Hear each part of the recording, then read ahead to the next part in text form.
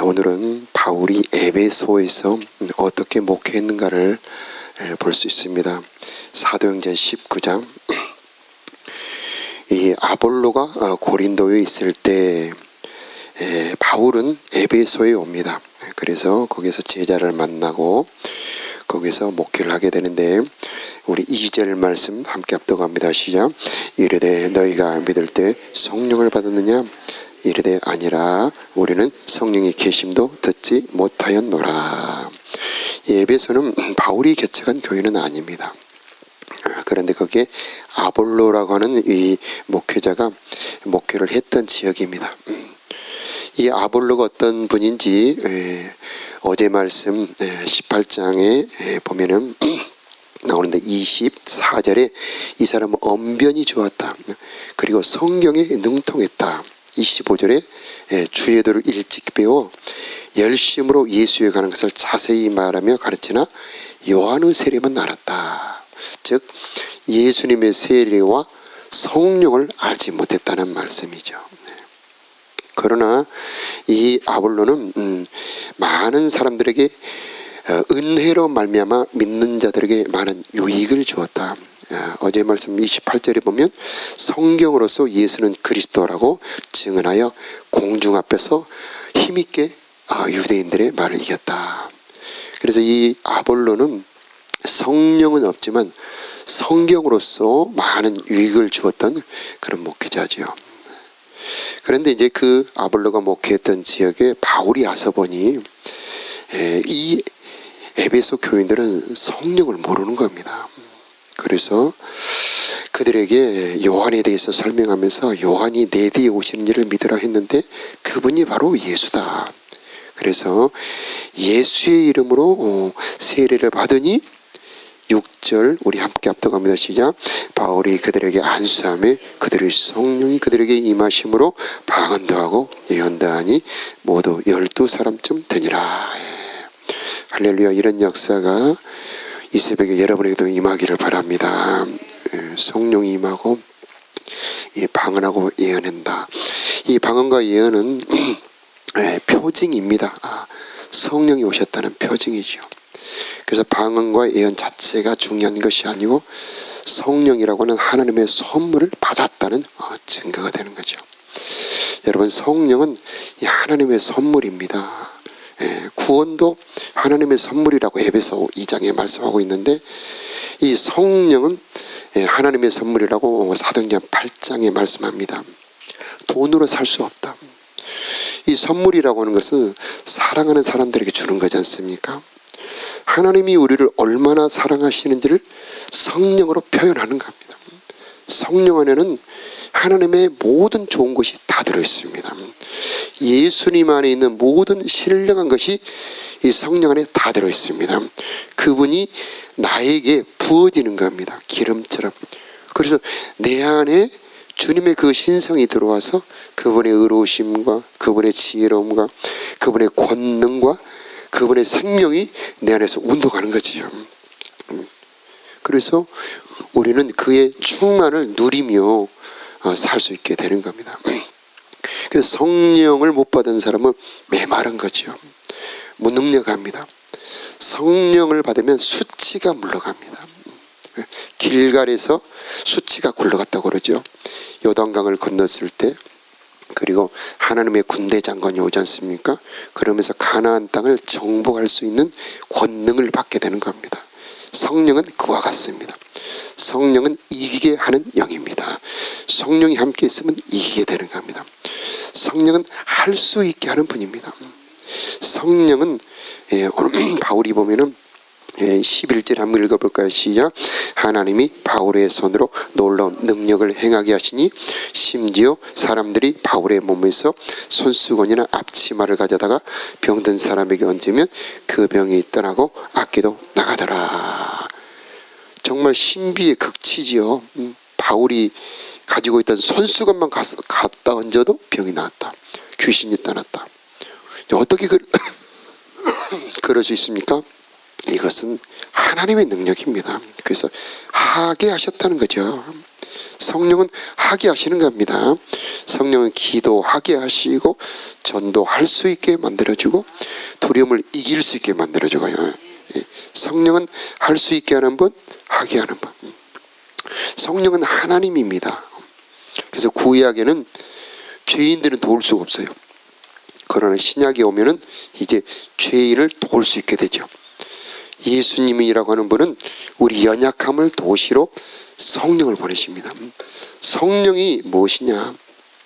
우리들의 연약함을 도우시는 분이다. 우리들은 마음이 연약하죠.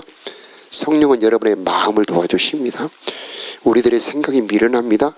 그런데 성령은 우리들에게 영의 생각을 줍니다. 그래서 육신의 생각은 사망이지만 영의 생각, 성령의 생각은 생명과 평강이니라. 그래서 성령이 우리들에게 감동을 줍니다. 생각을 줍니다. 그 인도를 따라가면 생명이 있고 평안이 있고 풍부가 있게 됩니다. 여호와는 나의 목자시니 내게 부족함이 없으리로다. 시편 23편이 내 삶에 이루어지게 하는 영, 바로 그게 성령입니다. 푸른 초장, 맑은 물가로 인도하시죠. 사망의 음침한 골짜기로 갈지라도 해 받는 것을 두려워하지 않을 것은 주께서 나와 함께 하심이라. 성령이 뭐냐? 하나님이 나와 함께 계신다는 겁니다. 성령이 무엇이냐? 하나님이 나에게 오셨다는 겁니다. 그분이 오시면 새로워집니다. 물과 성령으로 거듭나게 하십니다. 물과 성령으로 거듭나면 하나님의 나라를 깨닫게 되고 하나님의 나라에 들어가게 되고요. 내가 사는 삶의 현장이 하나님의 나라가 되게 만들어버리는 겁니다. 그게 성령입니다. 그래서 예수님의 부탁도 너희가 꼭 성령을 받아라. 능력이 입히올 때까지 예루살렘을 떠나지 말아라. 사도행전 1장 8절에 오직 성령이 너희에게 임하시면 너희가 권능을 받고 예루살렘과 온 유대와 사마리아 땅끝까지 이르러 내 증인이 되리라. 성령을 받으면 권능을 받지요. 그래서 성령은 크게 세 가지 차원이 있습니다. 첫 번째 권능의 차원입니다. 고린도전서 12장이 잘 나타나고 있죠. 그래서 성령의 나타남을 주시면 너희로 유익하게 하려 하심이라. 그래서 어떤 얘기는 성령으로 지혜의 말씀, 어떤 얘기는 성령으로 지식의 말씀, 어떤 얘기는 성령으로 믿음을. 여러분 믿음도 성령의 역사입니다. 내 믿음도 물론 있지요. 그러나 성령이 임하면 믿어지는 거예요. 믿어지면 하나님의 역사가 일어나는 겁니다. 믿음도 성령이 부어준다. 이게 얼마나 우리들에게 소망이 됩니까? 또 성령으로 병 고치는 은사를, 또 성령으로 능력 행함을, 비가 오게도 할 수 있고요, 비가 그치게도 할 수 있고요, 신비한 일들이 벌어지죠. 그리고 예언함, 글라디오 황제 때 큰 흉년이 되리라 이렇게 예언하죠. 그러니까 그대로 이루어집니다. 예언이라고 하는 것은 모든 비밀과 모든 지식을 다 아는 겁니다.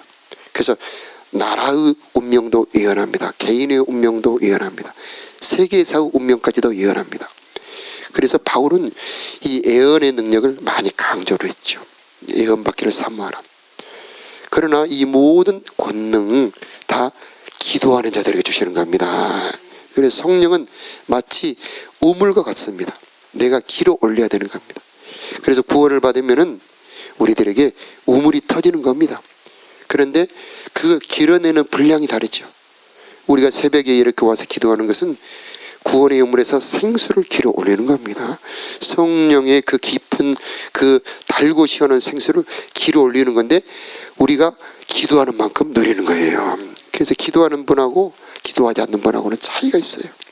그래서 우리 주님께서 항상 기뻐하라, 쉬지 말고 기도하라, 범사에 감사하라.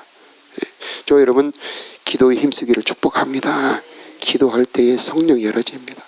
그 안에 있는 모든 신성의 세계가 열어집니다. 또 성령의 두 번째 중요한 차원은 이 사역 일입니다. 전도도 성령이 하게 하시는 겁니다. 마케도니아의 전도 임무를 여는 것도 성령이었죠. 사마리아의 전도 임무를 여는 것도 성령이었죠. 그래서 성령은 할 수 있게 하고 하게 하고 내가 복음을 전하게 하고 그리고 양육하게 하고 말씀을 전하게 하고 그 모든 것은 성령이 하는 겁니다. 마지막으로 성령의 차원은 열매의 차원이죠. 갈라디아서 5장에 나옵니다. 그래서 이 성령은 깊다, 깊고 깊다, 풍성하다. 그 높이와 깊이와 넓이와 그 길이를 다 측량할 수가 없다. 이 성령을 받으면 하나님의 깊고 깊은 세계를 알게 한다. 사랑하는 자들을 위해서 하나님께서 예비한 모든 것을 알게 하는 것은 바로 성령이다. 이것은 육신으로는 알 수 없다는 겁니다. 그래서 아볼로는 학술에 능통한 자였죠. 성경에 관한 많은 지식을 알고 있었습니다마는 이 성령의 세계를 알지 못하기 때문에 아볼로에게는 능력이 더 약했죠. 그러나 바울은 이 바울의 목회의 특징이 크게 두 가지로 오늘 19장에 보면은 성령 목회였다, 그리고 말씀 목회였다. 그래서 바울이 개척한 교회마다 부흥합니다. 바울이 개척하는 교회마다 든든히 서가죠. 결국 이 바울이 개척한 교회, 지금 터키 지역, 아시아와 마케도니아, 지금 그리스, 유럽 지역이죠. 결국 로마까지 온 천하가 다 바울이 전도하는 곳곳마다 교회가 세워지고 영혼이 일어나고 하나님의 복음이 힘차게 전파되는 것은 바울이 성령으로 목회했기 때문입니다. 꼭 목사님만 성령으로 목회하라는 것이 아니고 여러분 리더분들, 교사분들도 성령으로 사역을 감당하길 바랍니다. 똑같이 말을 해도 성령으로 말하면 감동을 받습니다. 똑같이 기도하는데 성령으로 기도하면 참 신비하죠. 감동이 일어나게 됐죠. 내가 성령의 감동을 받고 가면은 거기에 열매가 맺혀지고 복음이 전파되는 겁니다. 그래서 우리는 우리 주님의 부탁대로 성령의 충만을 받아라. 이 새벽에도 저 여러분 성령의 충만 받기를 바랍니다. 바울이 고린도전서 2장에 내가 너희 가운데 거할 때에, 즉 고린도에서 목회할 때 약하고 두려워하며 심히 떨었노라. 그 이유는 내 말과 내 전도함이 설득력 있는 지혜의 말로 하지 아니하고 다만 성령의 나타남과 능력으로 하여 너희 믿음이 사람의 지혜에 있지 아니하고 하나님의 능력에 있게 하려 함이니라. 그래서 그 바울이 목회했던 그 목회의 성도들은 사람의 지혜로 믿음이 생기는 것이 아니고 하나님의 능력 위에 믿음이 세워졌다는 말입니다. 그러니 얼마나 그 목회가 힘이 있었겠습니까?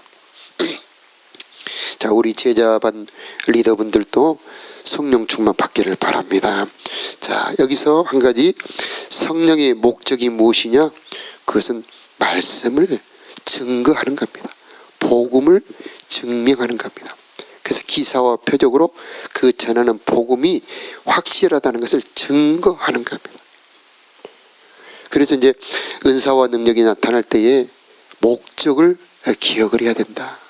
그 목적은 말씀을 증거하는 거다. 그 말씀은 예수를 증명하는 겁니다. 예수는 그리스도다. 자, 그런데 성령의 능력이 내 개인의 명예나 내 욕심을 위해 사용된다면 그것은 성령을 잘못 사용하는 것이죠.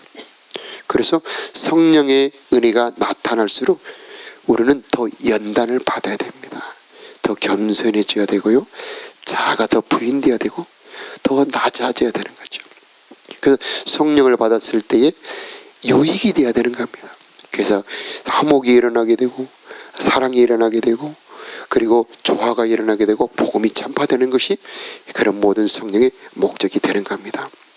자, 그 목적대로 했다는 것을 오늘 8절, 9절, 10절을 함께 읽어보므로 확인해 보겠습니다. 8절 시작. 바울이 회당에 들어가 석 달 동안 담대히 하나님의 나라에 관하여 강론하며 권면하되 어떤 사람들은 마음이 굳어 순종하지 않고 무리 앞에서 이 도를 비방하거늘 바울이 그들을 떠나 제자들을 따로 세우고 두란다 소원에서 날마다 강론하니라. 10절.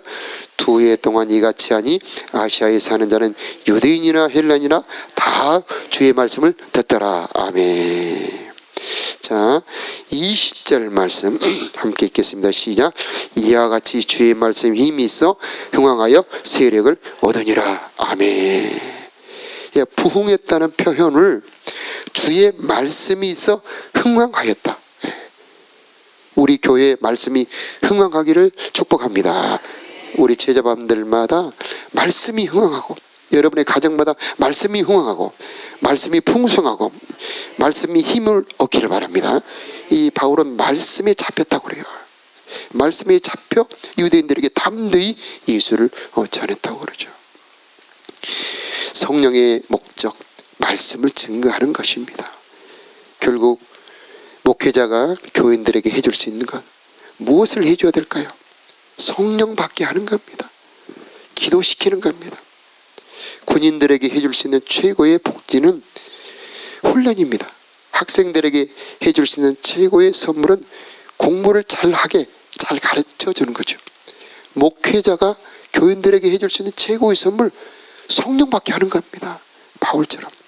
그리고 말씀을 가르치는 겁니다.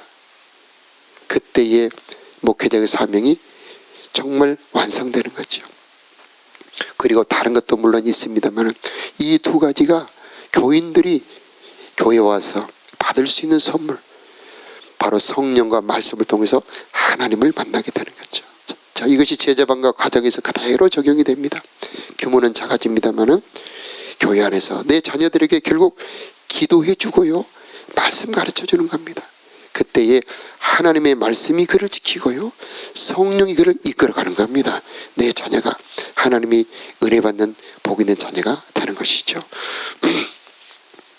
자, 그 바울이 얼마나 능력이 나타났는가를 우리가 11절 이하에도 쭉 나타나는데, 자, 손수건만 갖다 얹어도 병이 나으니까 이제 여러 사람들이 바울을 본뜨지요. 그래서 스기와의 7 아들도 예수의 이름으로 귀신을 쫓아내는데, 그 귀신이 야, 내가 예수도 알고 바울도 아는데 너는 누구냐 하고 그에게 엉겨붙으죠. 그러니까 도망갔은 사건이 벌어집니다. 자, 그 일로 인한 결과가 나오는데 17절 함께 읽어보도록 하겠습니다. 시작. 에베소에 사는 유대인들과 헬라인들이 다 이 일을 알고 두려워하며 주 예수 이름을 높이고 믿는 사람들이 많이 와서 자복하여 행한 일을 알리며, 교회의 권위가 세워지는 겁니다. 하나님이 그 교회에 함께 있는 것을 알며 두려워하는 거죠. 그 아무도 함부로 교회와 목회자를 건드릴 수 없는 겁니다. 보이지 않는 하나님이 그 교회 가운데, 그리고 그 목회자 가운데 함께 있다는 것을 모두가 알고 정말 점점 말씀이 흥왕해지는 거죠. 그리고 주 예수 이름을 높였다. 자, 기사와 표적은 모두 예수의 이름으로 이루어집니다.